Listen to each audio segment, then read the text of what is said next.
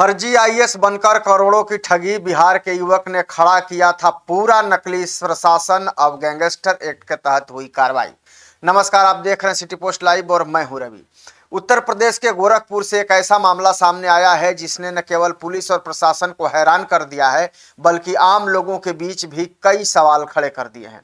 बिहार के सीतामढ़ी निवासी ललित किशोर उर्फ गौरव कुमार सिंह पर आरोप है कि उसने खुद को भारतीय प्रशासनिक सेवा यानी कि आईएएस का अधिकारी बताकर लोगों से करोड़ों रुपए की ठगी की। अब गोरखपुर पुलिस ने उसके और उसके गिरोह के खिलाफ गैंगस्टर एक्ट के तहत कार्रवाई शुरू कर दी है। पुलिस के अनुसार ललित किशोर लंबे समय से खुद को आईएएस अधिकारी बताकर लोगों को प्रभाव में लेता था। हैरानी की बात तो यह है कि उसने न तो यूपीएससी परीक्षा पास की थी और न ही किसी प्रशासनिक प्रशिक्षण से जुड़ा था, लेकिन इसके बावजूद वह सरकारी अधिकारी की तरह लोगों के बीच सक्रिय रहता था। वह सरकारी योजनाओं, टेंडर और ठेकों में मदद दिलाने का झांसा देकर लोगों से मोटी रकम वसूलता था। जांच में सामने आया है कि आरोपी ने अपने आसपास ऐसा माहौल बना दिया था कि लोग उसे सचमुच का आईएएस अधिकारी समझने लगे थे। उसने अपने गिरोह के सदस्यों को भी अलग अलग भूमिकाएं दे रखी थी। उसका साला अभिषेक कुमार खुद को उसका स्टेनो बताता था, जबकि एक अन्य साथी गनर की भूमिका निभाता था। इस तरह पूरा एक नकली प्रशासनिक ढांचा तैयार कर लिया गया था। पुलिस का कहना है कि आरोपी सरकारी अधिकारियों जैसी वेशभूषा, पहचान पत्र और व्यवहार का इस्तेमाल करता था। उसके साथ हमेशा कुछ लोग मौजूद रहते थे, जिससे लोगों को उसके प्रभाव और पद पर कोई संदेह नहीं होता था। यही कारण था कि कई लोग उसकी बातों में आ गए और उसे वास्तविक अधिकारी मान बैठे। मामले की गंभीरता इस बात से भी समझी जा सकती है कि आरोपी कई स्कूलों और संस्थानों में निरीक्षण के नाम पर पहुंच चुका था। स्थानीय लोगों और संस्थानों ने उसकी पहचान की पुष्टि किए बिना उसे अधिकारी मानकर सम्मान दिया। कई कारोबारियों ने भी सरकारी ठेके और परियोजनाओं में लाभ पाने की उम्मीद में उससे संपर्क किया और आर्थिक नुकसान उठाया।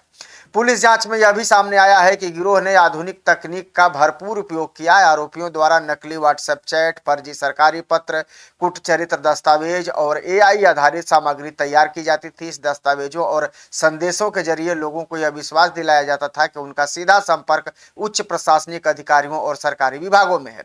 गोरखपुर पुलिस के अनुसार यह गिरोह सरकारी टेंडर, ठेके और विभिन्न योजनाओं में लाभ दिलाने का झांसा देकर लोगों से करोड़ों रुपए की ठगी कर चुका है। शिकायतें मिलने के बाद पुलिस ने जांच शुरू कर दी है और साक्ष्य जुटाने के बाद आरोपी तथा उसके सहयोगियों को गिरफ्तार कर लिया है। फिलहाल सभी आरोपियों को जेल भेज दिया गया है। पुलिस अब उनकी संपत्तियों का ब्यौरा जुटा रही है और गैंगस्टर एक्ट के तहत संपत्ति जब्त करने की प्रक्रिया भी शुरू की जा रही है। अधिकारियों का कहना है कि मामले में जुड़े अन्य पहलुओं की भी जांच की जा रही है, ताकि यह पता लगाया जा सके कि ठगी का नेटवर्क कितना बड़ा था और इससे और कौन कौन लोग शामिल थे।